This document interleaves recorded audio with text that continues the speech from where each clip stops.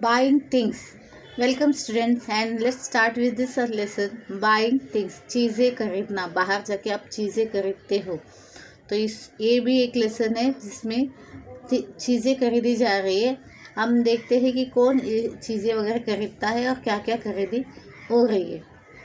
Listen and read. Soham and Reva are going to a shop with their parents.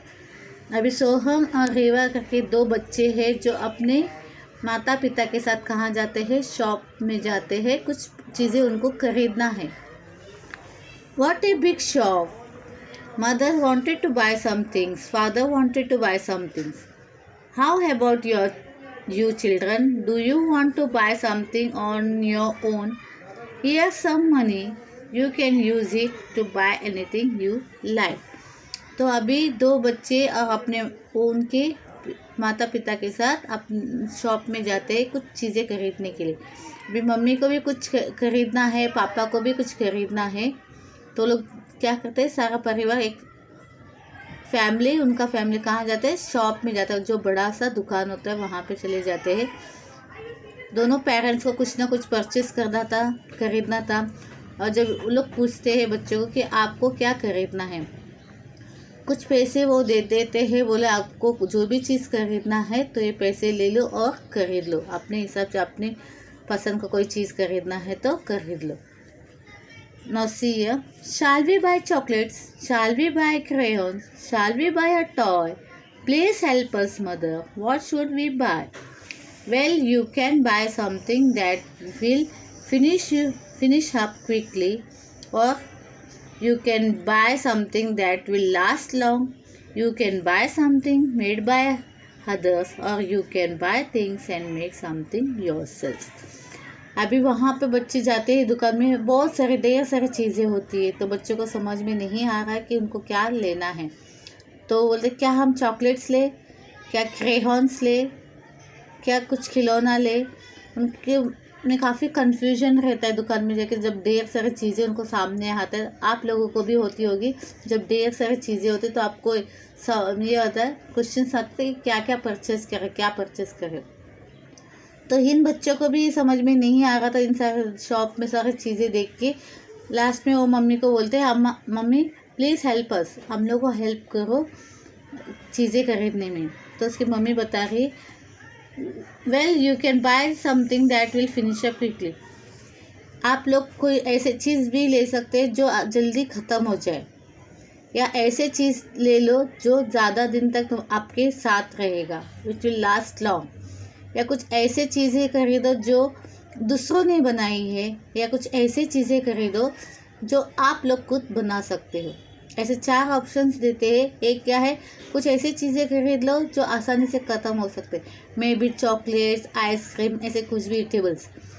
या कुछ ऐसे चीज़ ले लो कुछ जो ज़्यादा देर आपके साथ रहेगा, मतलब ऐसे कुछ चीज़ें परचेस करते हैं, कंपास बॉक्स है, बुक्स है, या बाकी कुछ मटेरियल्स है जो आपके साथ ज़्यादा देर रहेगा, आप उसको ज़्यादा दिन यूज़ कर सकते हो। या कुछ ऐसे चीज़ें जो किसी और ने बनाई हो, जैसे हाथ से बनी हुई कोई चीज़ें हो, या एवरीथिंग दैट इज। या कुछ ऐसी चीज़ खरीदो ताकि आप खुद कुछ करो, जैसे आप लोग कभी ग्रीटिंग कार्ड्स बनाते हो या कुछ और चीज़ें बनाते हो, अलग अलग मटेरियल्स लेते हो, फिर उसको यूज़ करके कुछ अच्छे से चीज़ें बनाते हैं, ग्रीटिंग कार्ड हो या कोई घर में सजाने की वस्तु है जो खुद से बनाए जा सकते। तो इस तरह के ऑप्शंस वो अपने बच्चों को देती है। That's a good idea, let's buy things and make new things with them. तो अभी बच्चों को ये आइडिया काफ़ी पसंद आया। उन्होंने कौन सा ऑप्शन चूज़ किया, कुछ चीज़ें ऐसे खरीदे उसमें से वो लोग खुद से कुछ ना कुछ बनाए। Let's buy things and make new things with them, यानी कुछ खरीद ले, कुछ मटेरियल्स खरीद ले और उनमें से कुछ नया चीज़ बनाए। ये चीज़ उनको अच्छा लगा। Soham and Reva picked up some things, they went to the counter. We want to buy this paper, glue and colours, how much is it.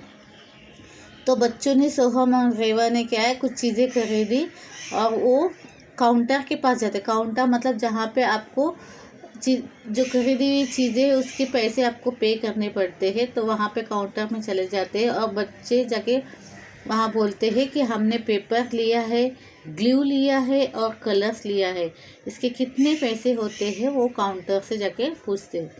95 rupees in hall, here's the money 100 rupees, thank you, I must give you 5 rupees back, here it is, that's right, thank you. तो बच्चे को उनके पापा ने क्या है 100 rupees दिए थे, और जो पेपर ग्लू और कलर्स का कितना होता है अमाउंट 95। तो बच्चे बोलते हैं मेरे पास 100 रुपीज़ है, ये लीजिए 100 रुपीज़।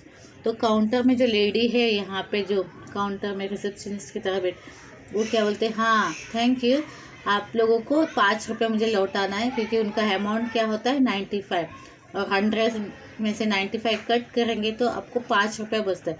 तो 5 रुपये उन बच्चों को रिटर्न करना था, और वो लेडी जो है वहाँ पे काउंटर में वो उनको रिटर्न कर देती है, और बच्चे थैंक यू बोल के वहाँ से निकल आते हैं। तो यहाँ पे अपना लेसन ख़त्म हो जाते हैं। The lesson is finished. Here are some of the hard words given over here. Own मतलब खुद का, finish खत्म, colors, money, idea, must, shop, ये सारे आपके difficult words है। Complete the following sentence using your own idea. ये है अपने आइडियाज़ लेके इसको बनाना है, इसमें वाक्य को कंप्लीट करना है, सेंटेंस को।